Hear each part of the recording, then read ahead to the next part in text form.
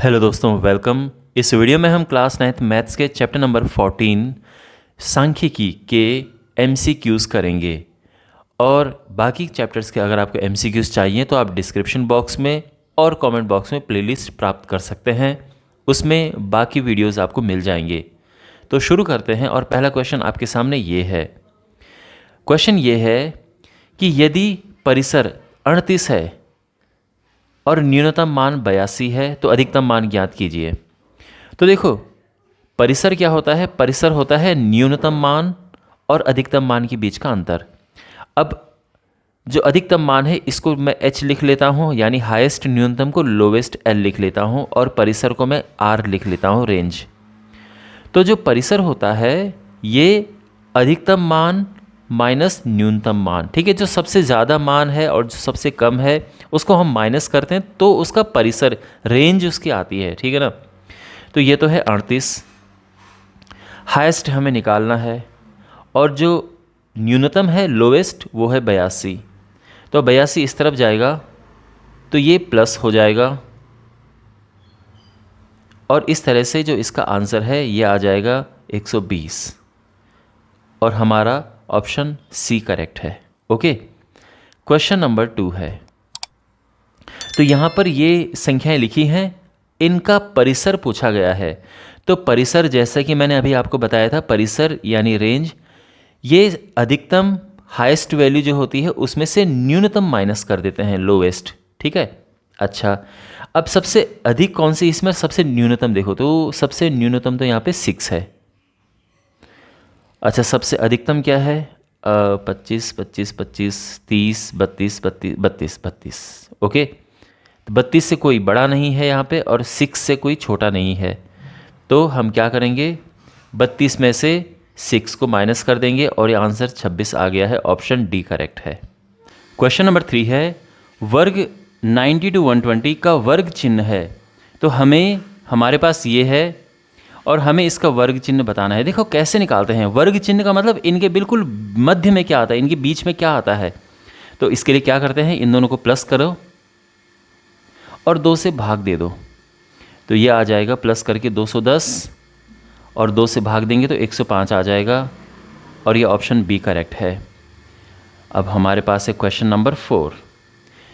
एक बारंबारता बंटन में एक वर्ग का मध्य बिंदु 10 है और वर्ग की चौड़ाई 6 है। वर्ग की निम्न सीमा क्या है? अब देखो जो वर्ग होता है, जैसे कोई वर्ग ले लो, मान लो कि कोई वर्ग है 0 से 10, ठीक है। तो ये जो 0 है इसको कहते हैं निम्न सीमा। वर्ग जानते हैं ना आप, इस तरह से होते हैं 0 से 10, फिर 10 से 20, 20 से 30, इस तरह से जो आपने देखा होगा, इस तरह से वर्ग अंतराल लिखे होते हैं। तो इन वर्ग अंतरालों में जो कोई एक वर्ग होता है, जो छोटा नंबर होता है, इसको निम्न सीमा कहते हैं। तो निम्न सीमा को मैं एल से लिख देता हूँ, ठीक है, लोअर लिमिट। और जो बड़ा नंबर होता है उसको कहते हैं ऊपरी सीमा, इसको मैं अपर लिमिट लिख देता हूँ, यानी यू, ताकि हमें कैलकुलेशन करने में आसानी हो, ठीक है ना। अच्छा, अब इसका जो मध्य बिंदु है वो कैसे निकलता है? तो मध्य बिंदु का मतलब है कि बिल्कुल इनके बीच का, वो कैसे निकलता है? तो यहाँ पर जब हम इनको प्लस करते हैं और 2 से भाग देते हैं तो हम मध्य बिंदु निकलता है, और वो कितना है? वो है 10।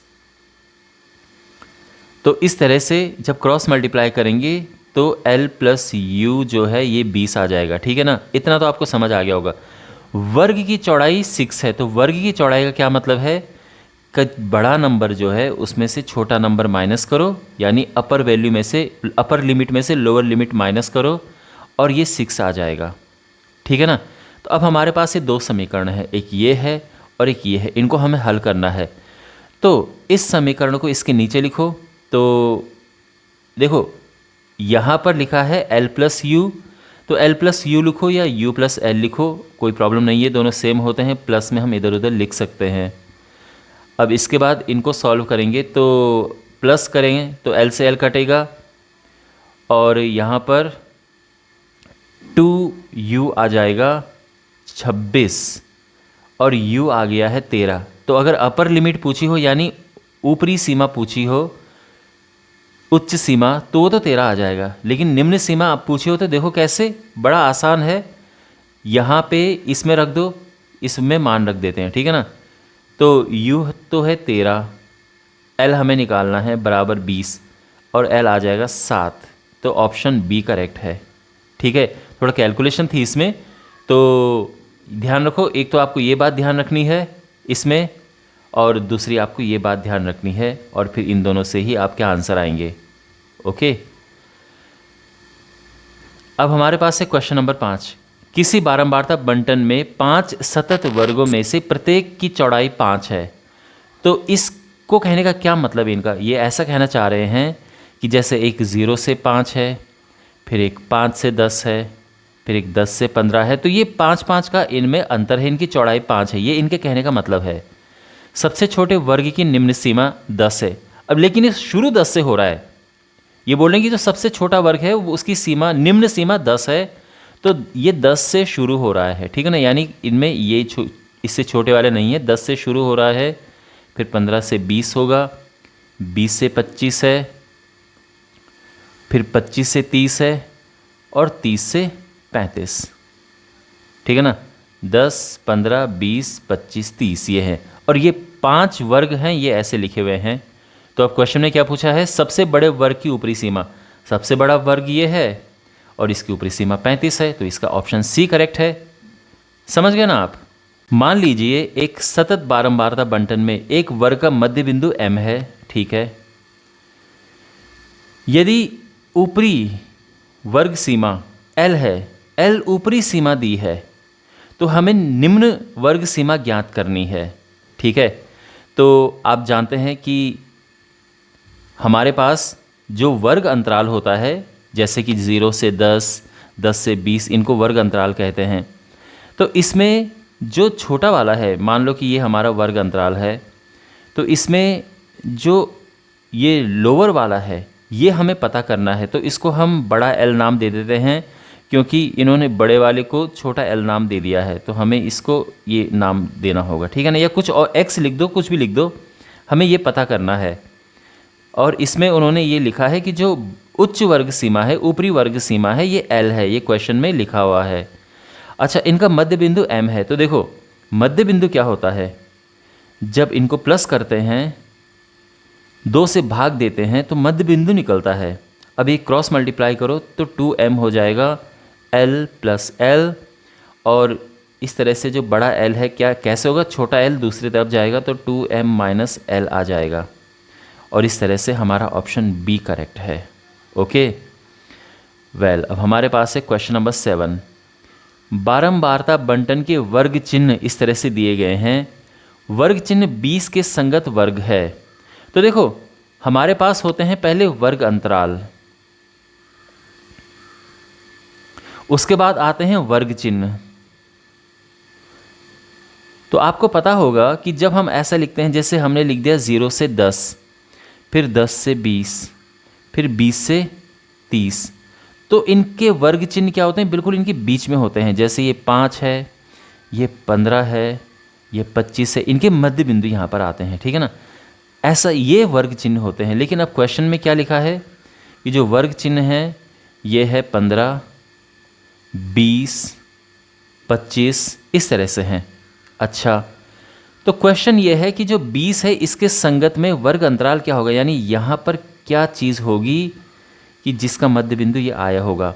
तो देखो इसको करने का क्या तरीका है कि अगर हम इनका, यानी जो वर्ग चिन्ह यहाँ पर लिखे हैं, इनका मध्य बिंदु निकालें, वो हमें यहाँ निम्न सीमा मिलेगी, और इनका मध्य बिंदु निकालें तो वो हमें यहाँ उच्च सीमा मिलेगी, ठीक है।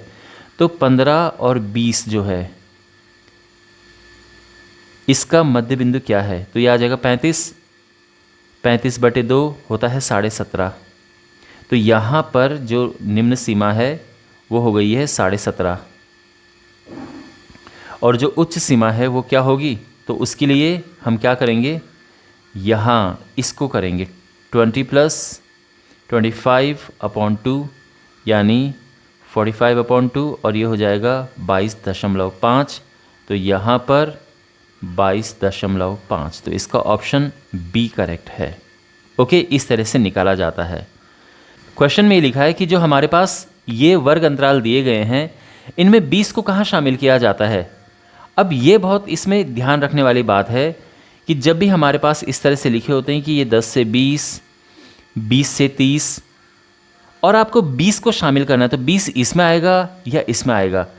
तो देखो, हमेशा जो 20 आएगा वो छोटे इस तरफ आएगा, यानी इसमें 20 आएगा, इसमें नहीं आएगा, ठीक है ना।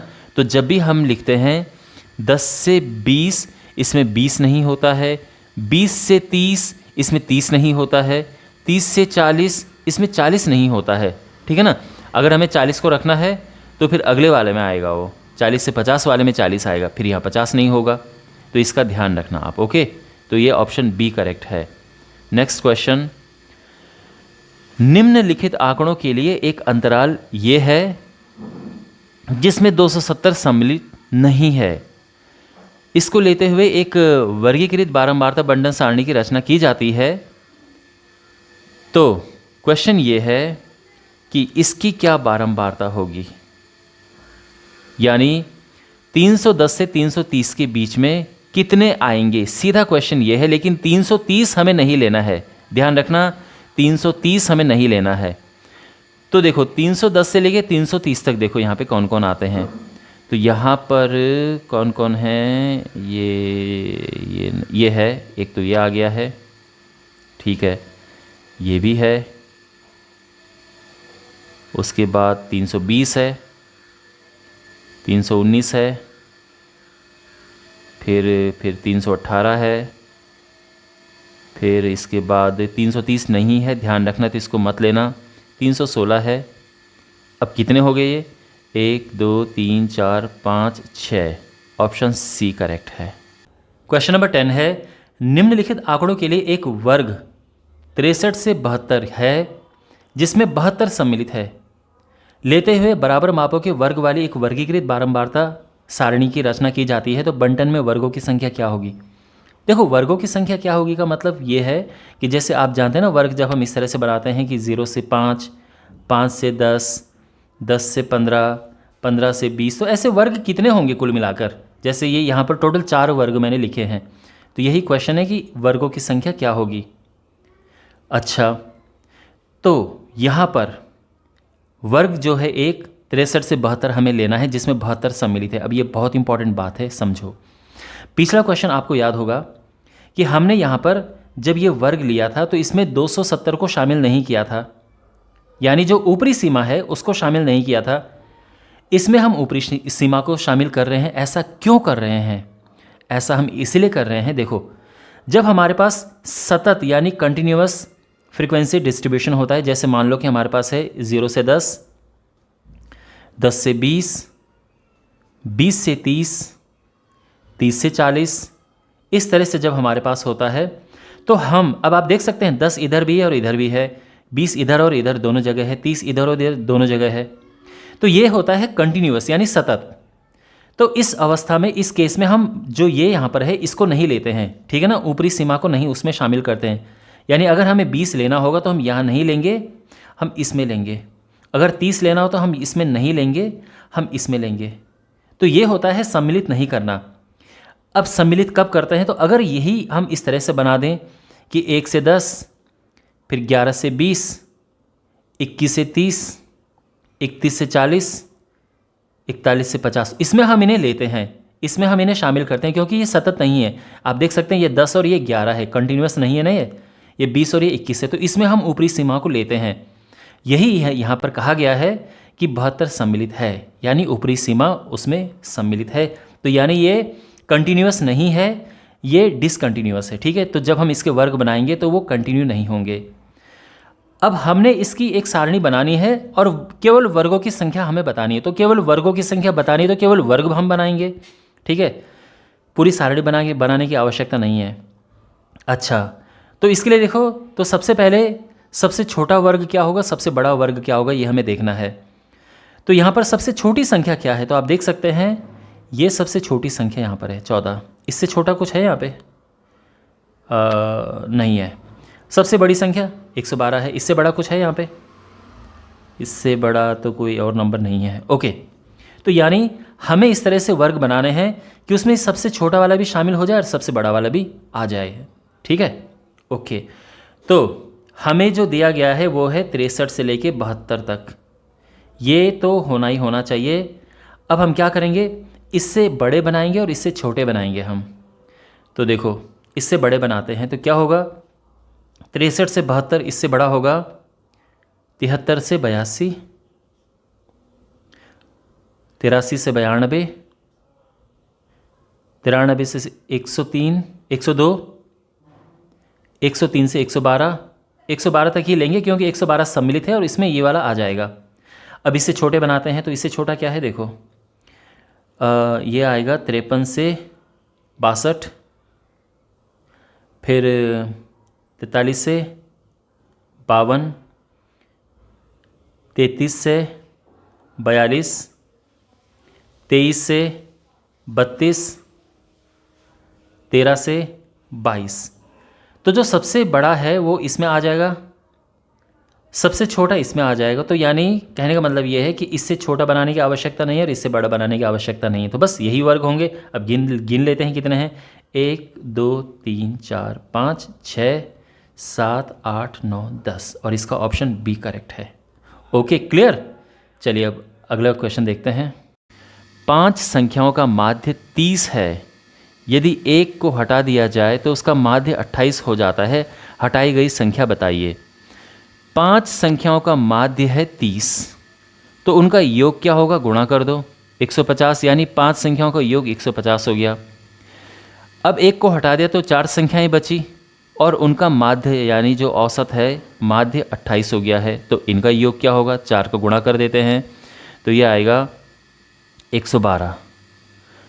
तो 5 संख्याओं का योग जो है वो 150 है, 4 संख्याओं का योग 112 है। तो सोचो पांचवी संख्या क्या रही होगी, तो माइनस कर दो यहाँ पर और ये 38 आ जाएगा। ऑप्शन डी करेक्ट है। अब यहाँ पर है, यदि प्रेक्षण ये का माध्य 9 है तो अंतिम 3 प्रेक्षणों का माध्य क्या होगा। तो पहले बात तो ये है कि इनका माध्य निकालो और वो 9 आना चाहिए, तो और उससे x निकल जाएगा, कहने का मतलब ये है। तो इनको प्लस करेंगे हम,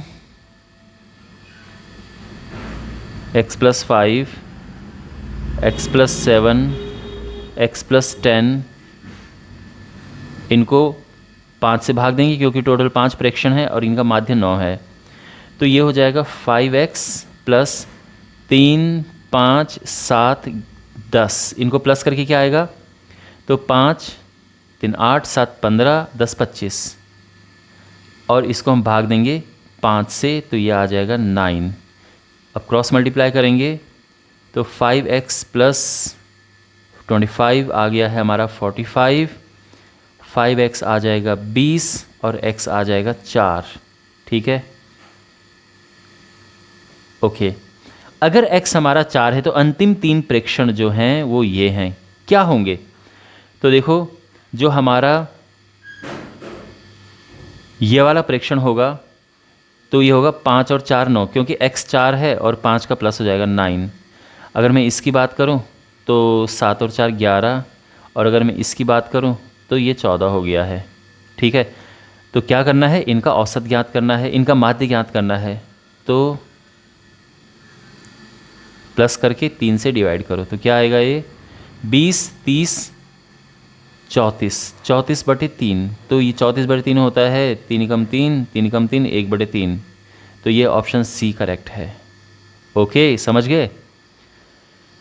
क्वेश्चन नंबर 13, यदि आंकड़ों तो में प्रत्येक परीक्षण 5 की वृद्धि की जाती तो उनका माध्य में क्या अंतर आता है। देखो, अगर हर एक में जब 5 बढ़ा देंगे तो जो माध्य है वो भी 5 से बढ़ जाएगा। ये ध्यान रखना आप, जब आपके पास कुछ प्रेक्षण है, जैसे एक x1 है, x2 है, x3 है, x4 है, x5 है और इनका फिर एक माध्य होता है, ये होता है।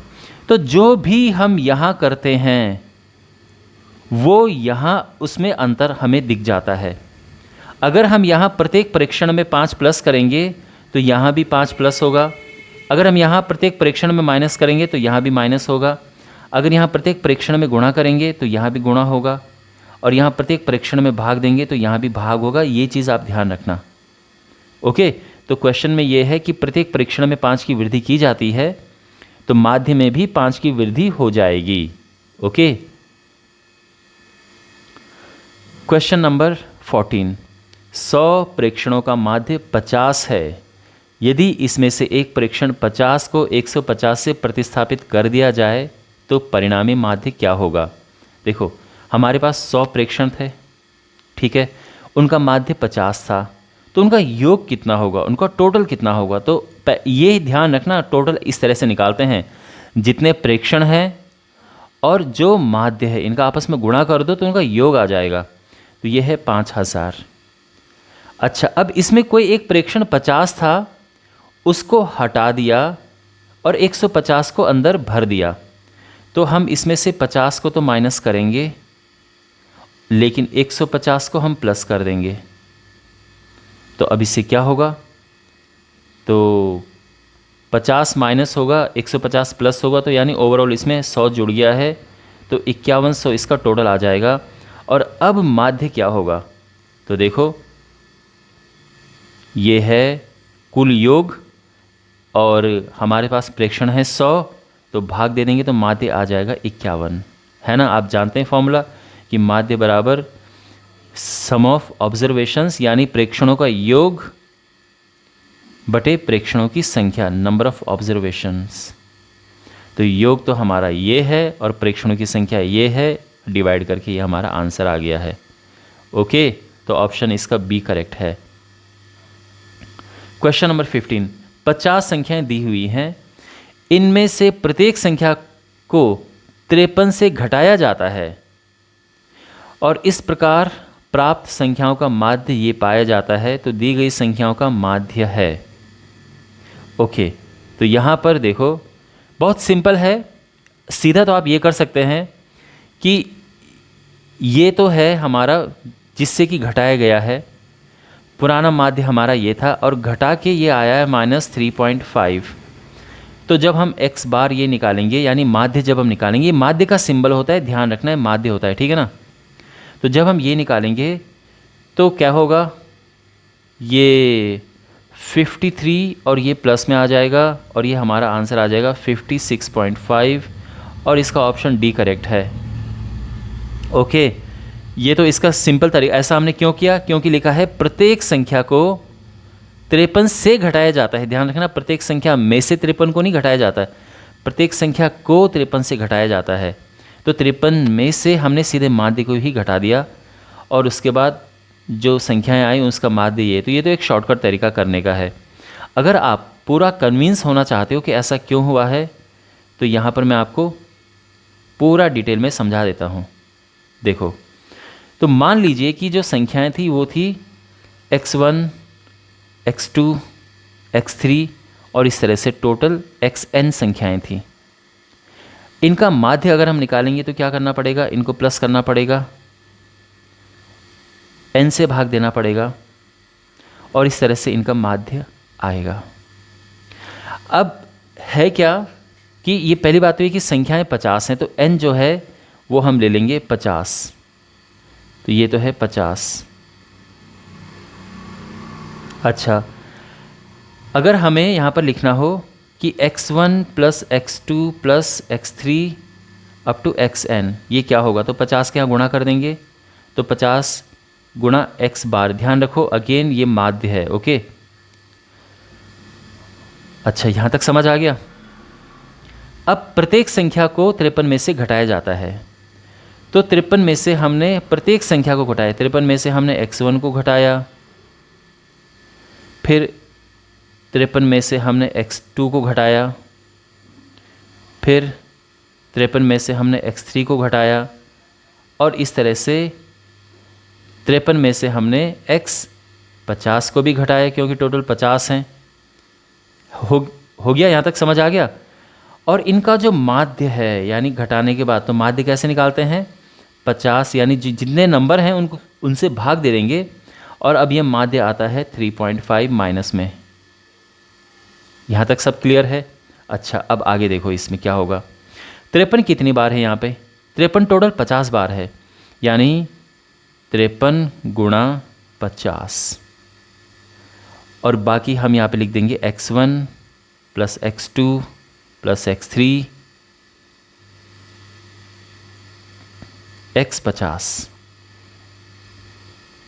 समझ गए? और अपॉन में क्या है? वही 50, और यहाँ पर -3.5। यहाँ तक समझ आ गया? अब इनको जब हम अलग करेंगे तो 53 तो ये अलग हो गया, minus x1 plus x2 plus x3 plus upon 50 यहाँ पे रहेगा, और यह आ जाएगा -3.5। ठीक है ना? अब आप ध्यान से इस चीज़ को देखो, ये क्या चीज़ है? ये वही चीज़ है जो हमें ज्ञात करनी है। ओके, तो ये आप नोटिस करेंगे, ये वही चीज़ है, यानी संख्याओं का, आप देख सकते हैं, संख्याओं का माध्य। तो इसकी जगह पे हम लिख सकते हैं सीधा x बार। तो मैं अब इस चीज़ को ऊपर लिख रहा हूँ, यहाँ पे देखो, ये 53 है, ये जो पूरी ये चीज़ है इसको मैं लिख सकता हूँ x बार, और यह आ जाएगा -3.5। तो यहाँ से -x बार ये आ गया है -3.5 -53, यह आ जाएगा -56.5, और इस तरह से माइनस से माइनस कट के ये आंसर आ जाएगा, और हमारा ऑप्शन डी करेक्ट है। ओके, तो आई होप आपको ये समझ आया होगा कि किस तरह से ये हुआ है। शॉर्टकट तरीका जो छोटा स्टेप था मैंने पहले आपको बता दिया था, तो अगर आप इससे कर सकते हो वेरी नाइस, और अदरवाइज़ ये तो है ही जो मैंने प्रॉपर आपको तरीका बताया है। अगला क्वेश्चन है, 25 प्रेक्षणों का माध्य 36 है। इन प्रेक्षणों में से यदि पहले 13 प्रेक्षणों का माध्य 32 और अंतिम 13 प्रेक्षणों का माध्य 40 है तो 13वां प्रेक्षण होगा। तो देखो हमारे पास टोटल 25 प्रेक्षण हैं, ठीक है ना, टोटल 25 हैं। जो पहले 13 हैं तो पहले 13 प्रेक्षणों का माध्य 32 है, तो योग क्या होगा? तो पहले 13 प्रेक्षणों का योग होगा 13 गुणा 32। मैंने आपको बताया ना कैसे योग निकलता है। प्रेक्षणों की संख्या में अगर हम माध्य का गुणा कर दें तो उनका योग निकल जाता है। तो यह आ जाएगा 13 दूने 26 का 6 हासिल 2, 13 3 39 41, यह आ गया है।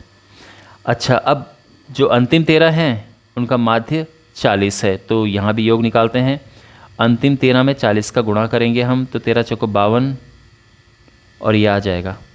ठीक है, ओके, ये समझ आ गया। इसके अलावा जो टोटल 25 प्रेक्षण हमारे पास हैं, टोटल 25 प्रेक्षण, उनका माध्य 36 है, तो इनका योग क्या होगा? तो ये हो जाएगा 900। ठीक है, यहाँ तक सब क्लियर समझ आ चुका है। अब एक चीज़ आप नोटिस करो, यहाँ पर ये कितने प्रेक्षण हैं? 13। ये कितने प्रेक्षण हैं? 13। दोनों को अगर हम प्लस कर दें कितने प्रेक्षण हो गए? 26। लेकिन हमारे पास हैं कितने? 25। ये एक एक्स्ट्रा क्या आया? ये एक एक्स्ट्रा बिल्कुल बीच वाला यानी 13वां प्रेक्षण आया। और इसका रीज़न क्या था? ये क्यों आ गया यहाँ पे एक एक्स्ट्रा?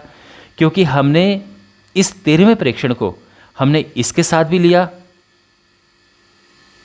और उसे हमने इसके साथ भी लिया। ठीक है ना भाई, टोटल हमारे पास ये 25 हैं। 25 में से बीच में ये देखो, ये पहला है, ये दूसरा है, ये तीसरा है, इस तरह से ये 12वां है, ये 13वां है, ये 14वां है, और ये लास्ट में ये 25वां है।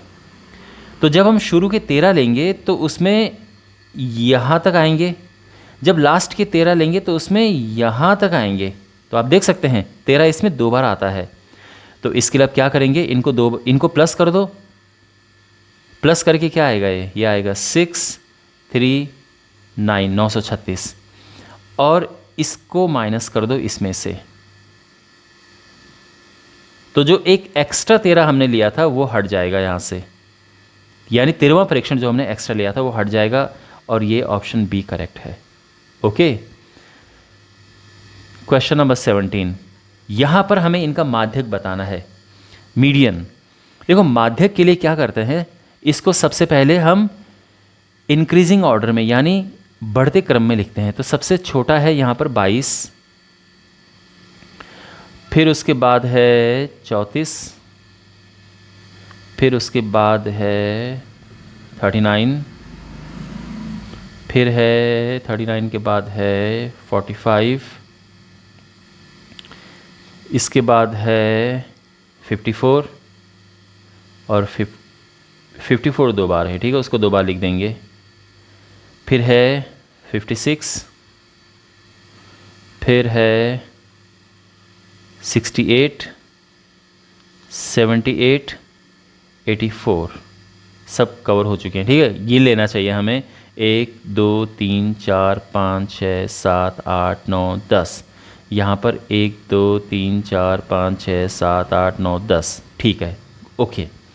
देखो एक तो इसका शॉर्टकट तरीका है, अगर आपको प्रॉपर प्रोसेस से नहीं करना है तो जो इसका माध्यक होता है वो बिल्कुल बीच वाला होता है। माध्यक का मतलब ही सबसे मध्य की ऑब्जर्वेशन होती है, सबसे मिडिल मोस्ट ऑब्जर्वेशन, सबसे मध्य का प्रेक्षण। तो सबसे बीच वाला कैसे निकालो, तो उसके लिए देखो साइड वाले काटते रहो, ये कट गया, ये हट गया, ये हट गया और ये हट गया, बचा क्या, बीच में ये दोनों बचे। अच्छा अभी तो दोनों बराबर ही हैं तो आंसर तो सी आएगा, लेकिन अगर अलग अलग हों तो क्या करते हैं हम, इनको प्लस करते हैं और 2 से भाग दे देते हैं। तो ये 108/2 और ये एक क्या आएगा 54, तो ऑप्शन सी करेक्ट है। ओके, ये इसका करने का सिंपल तरीका है, ये जिससे आप अच्छे से समझ भी सकते हो। फॉर्मूला जो इसका है वो क्या है कि यहाँ पे जो n है वो 10 है। अब 10 क्योंकि सम है तो सम का एक फॉर्मूला होता है, तो उससे जो मीडियन निकलता है यानी जो माध्यक है उसका फॉर्मूला होता है कि पहले n/2वां प्रेक्षण लिखते हैं, फिर n/2 + 1वां प्रेक्षण लिखते हैं और इसको भाग दे देते हैं 2 से। तो यानी n का है 10 हमारा, 10/2 यानी 5वां प्रेक्षण और उसमें एक प्लस कर दें तो छठा प्रेक्षण /2। अब 5वें नंबर पे कौन आ रहा है, 1 2 3 4, 5वें नंबर पे 54 है, 6ठे नंबर पे भी 54 है, तो ये सेम चीज़ यहाँ पर जो लिखी है वो आ जाएगी। ओके, तो ये प्रॉपर तरीका करने का है, लेकिन सिंपल जो तरीका है टाइम बचाने वाला वो मैंने आपको यहाँ पे बता दिया है। और कॉन्सेप्चुअल भी ये ज़्यादा मतलब ईजी है, आपको समझ भी ज़्यादा ईजीली ये वाला आ रहा होगा। तो यहाँ पर अब मैं उम्मीद करता हूँ कि आप यहाँ पे ट्राई कर सकते हैं जो मैंने आपको टेक्निक बताई है। तो ये पहले तो इनको आरोही क्रम में यानी बढ़ते क्रम में लिखो। तो सबसे छोटा तो हमारे पास यहाँ पे 3 है, फिर है 4, फिर से 4 ये हो गए, फिर 5 6, फिर 7 हमारा 3 बार है और फिर इसके बाद 12 है। ओके, तो यहाँ पर देखो जो मैंने तरीका बताया ये कटा। अच्छा पहले गिन लेने चाहिए कितने हैं, 1 2 3 4 5 6 7 8 9, 1 2 3 4 5 6 7 8 9, बिल्कुल ठीक है। अच्छा ये कट गया, ये भी कट गया, ये भी कट गया, ये भी कट गया, ये बच गया और ये हमारा आंसर है, सिंपल। ओके, और इसको प्रॉपर तरीका करने का क्या है कि n यहाँ पर विषम है, कि विषम मतलब n 7 क्या है हमारे पास 9 है ना, और 9 क्या होता है, विषम संख्या होती है। तो जो माध्यक है कैसे निकलता है, n+1/2वां प्रेक्षण। तो यानी 9+1/2वां प्रेक्षण यानी 10/2 यानी 5वां प्रेक्षण। 5वें नंबर पे क्या है यहाँ पर देखो 1 2 3 4 5, तो हमारा ये आंसर करेक्ट है। ये इसको प्रॉपर तरीका करने का है। अगर आपसे वो ये भी देखना चाहें कि आपने किस तरह से किया है तो आपको ये करना है, लेकिन अगर केवल ऑप्शन में क्वेश्चन आ रहा है फिर तो आपको पता है शॉर्टकट ट्रिक कैसे करनी है। ओके, अब हमारे पास ये प्रश्न है और हमें इसका बहुलक ज्ञात करना है। तो बहुलक के लिए देखो सबसे पहले नियम ये है कि इनको हम बढ़ते क्रम में लिखते हैं। तो देखो सबसे पहले हमारे पास क्या है, ये है 14, और 14 कितनी बार है, 1 2 3 4, 14 14 14 14, फिर 15 कितनी बार है, 1 2 3 4 5, तो 15 15 15 15 15, फिर 16, ये 16 एक ही बार है, 17 17 एक ही बार है। वेल आंसर तो यहीं पे पता चल गया हमें कि बी है, ठीक है ना। इसके आगे करने की ज़रूरत है नहीं वैसे, लेकिन फिर भी चलो, नियम अगर प्रॉपर तरीके से करना हो तो हमें पूरा लिखना पड़ता है। ये 18 आ गया, और 19, एक 2 बार 19 है, और एक बार हमारा यहाँ पर 20 है। तो सबसे ज़्यादा बार हमारा 15 है। ऐसे में देखने में पता चल जाता है कि सबसे अधिक बार कौन सा आया है, ऐसे में थोड़ा कन्फ्यूज़न हो जाती है, ठीक है ना। तो वेल ऑप्शन बी करेक्ट है, आप समझ गए होंगे। और हाँ सॉरी, आपको अगर नहीं पता बहुलक क्या है, तो बहुलक होता है जो कि सबसे ज़्यादा बार आता है, सबसे ज़्यादा बार जो चीज़ आती है, ठीक है। तो इसीलिए ये आंसर हमारा करेक्ट है। अब ये क्वेश्चन है, यदि n प्रेक्षण ये हैं और इसका ये माध्य है, इसको इससे निरूपित किया जाता है, इससे निरूपित किया जाता है, तो इसका हमें मान बताना है, क्या होगा।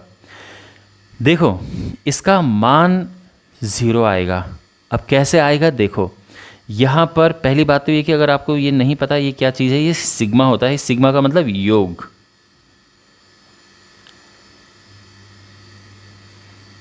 अच्छा, अब यहाँ पर देखो एक एक, अब यहाँ पर 1 से लेके n तक हम रखते हैं। पहले 1 रखा, तो जहाँ i है वहाँ 1 रखना होता है, हर जगह नहीं रखते।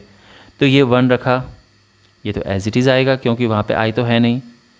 फिर प्लस, क्योंकि सिग्मा जो यहाँ पर लिखा है इसका मतलब ही प्लस होता है। फिर i की जगह पे 2 रखा, तो ये ऐसे ही आएगा। फिर i की जगह पे 3 रखा, सॉरी माइनस है वो, ये ऐसे आएगा। और इस तरह से लास्ट में हमारे पास xn आएगा, x बार। तो यहाँ पर अगर आप देखें तो ये है x1 plus x2 plus x3, और ये अप टू xn है ना। लेकिन जो ये है ये बिल्कुल एक जैसा है, और ये कितनी बार है, ये n बार है, तो ये आ जाएगा nx बार। यहाँ तक आपको समझ आ चुका है, ओके। जो ये चीज़ है ये क्या होता है, देखो अगर आपको ये नहीं समझ तो मैं आपको x बार वाला बता देता हूँ। आपको पता होगा कि ये जो x बार है ये माध्य होता है, और माध्य का मतलब क्या है, देखो x बार हमारा होता है x1 plus x2 plus x3 up to xn upon n। आप समझ गए, ये सिंपल फॉर्मूला है। अगर आप ये चैप्टर पढ़ रहे हो तो ये फॉर्मूला आपने बहुत बार देखा होगा। बहुत सिंपल बेसिक फॉर्मूला हमारे पास ये है, ओके। अब यहाँ पे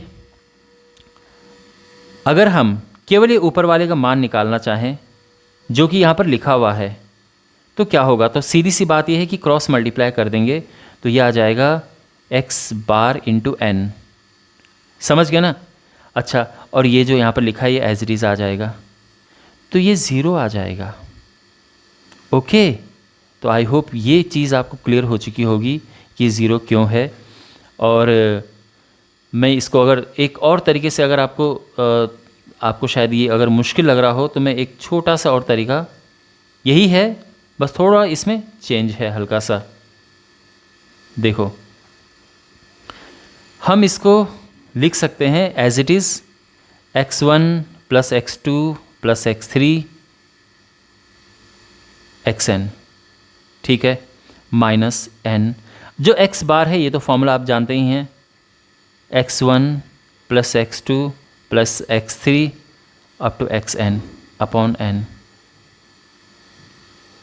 और ये n से n कट गया, और आप देख सकते हैं कि ये चीज़ और ये चीज़ बिल्कुल एक जैसी है, तो बिल्कुल, और ये एक प्लस एक माइनस में, तो ये 0 आ जाएगा।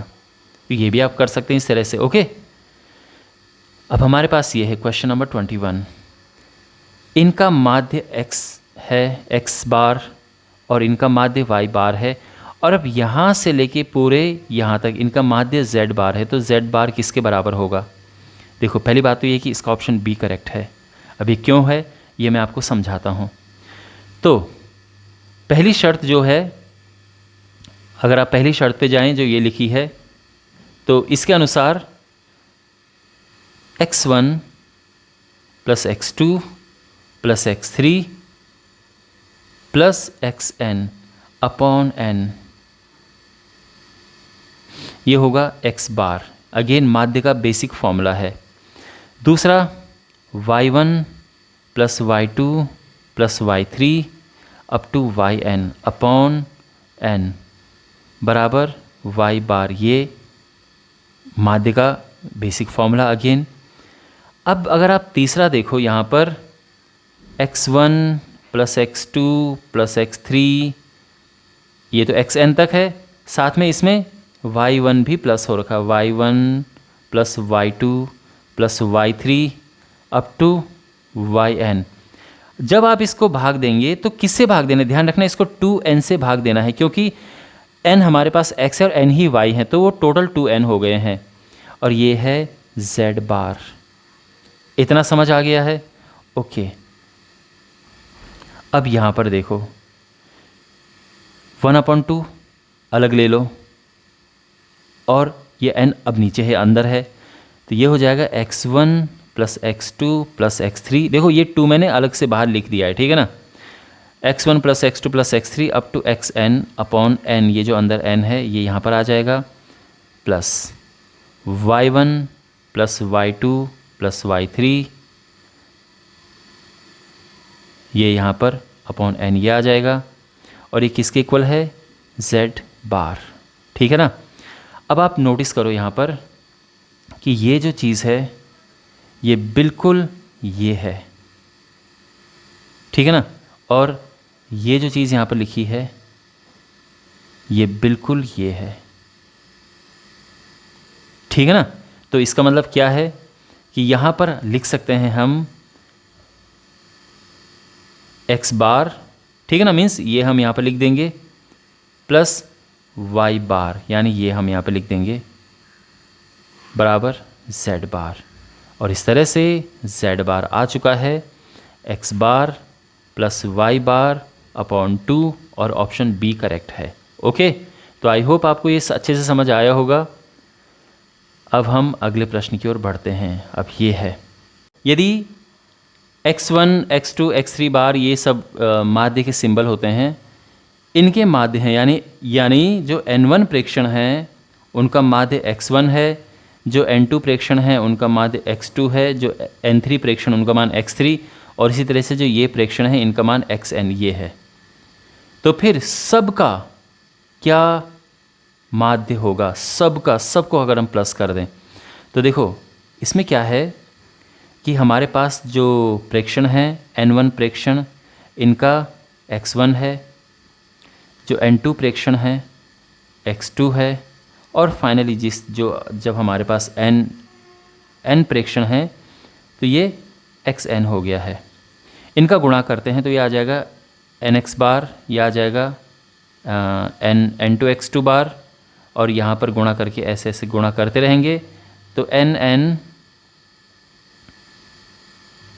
xn बार आ जाएगा। ओके, अब इनको प्लस करते हैं, तो प्लस करने में हम एक तो इन्हें प्लस करते हैं और एक इन्हें प्लस करते हैं, तो ये आ जाएगा n1 प्लस n2 प्लस, आप देख सकते हैं फाइनली nn आएगा, और इनको प्लस करेंगे तो आएगा n1 x1 का बार प्लस n2 x2 बार plus up to nn xn बार। समझ गए? और जो फाइनल माध्य होगा उस कैसे निकलेगा? वो इसमें से इसको भाग देंगे, यानी इसमें n1 x1 bar, n2 x2 bar, nn xn bar upon पूरी संख्या को हम भाग देंगे n1 plus n2 plus up to nn। समझ गए ना आप? और इसको कैसे लिखा जाएगा फाइनली? ऊपर आप देख सकते हैं n1 x1 bar, n2 x2 बार, इस तरह से जा रहा है n1, ठीक है ना, यानी n और x बार ये कंटिन्यू जा रहा है, तो हम लगाएंगे सिग्मा और n x बार लिख देंगे।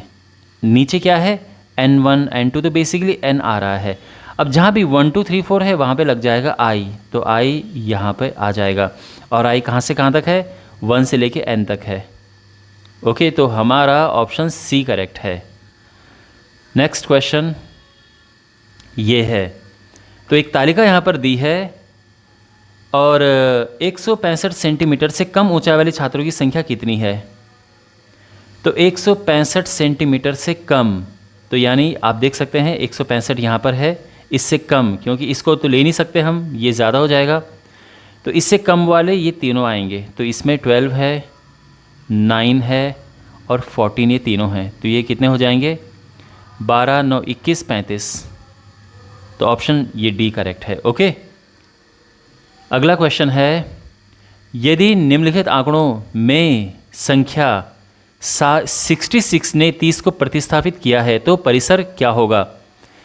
परिसर होता क्या है, परिसर होता है सबसे बड़ी संख्या में से सबसे छोटी संख्या को माइनस करना। तो अभी परिसर क्या है, सबसे बड़ी संख्या यहाँ पर 93 है, सबसे छोटी संख्या यहाँ पर 30 है। तो परिसर क्या आएगा, ये आएगा 63। ये आ गया है परिसर। अंडरस्टैंड, कोई प्रॉब्लम नहीं है समझने में।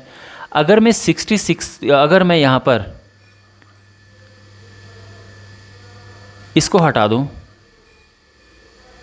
और यहाँ पर लिख दूँ 66, जैसे कि क्वेश्चन में कहा गया है, तो अब क्या होगा परिसर। तो अब सबसे बड़ी हाईएस्ट माइनस लोवेस्ट, तो सबसे हाईएस्ट क्या है 93 है, लेकिन लोवेस्ट क्या है इस बार, सबसे कम। तो सबसे कम अब जो है यहाँ पर 46 है, और कोई है इससे कम नहीं, 46 तो यह आ जाएगा 13 में से 6 गया 7 और 8 में से 4 गया 4। तो कहने का मतलब ये है कि इसका परिसर जो है, इसकी रेंज जो है वो कम हो जाएगी, ठीक है ना, यानी इसमें कमी आ जाएगी।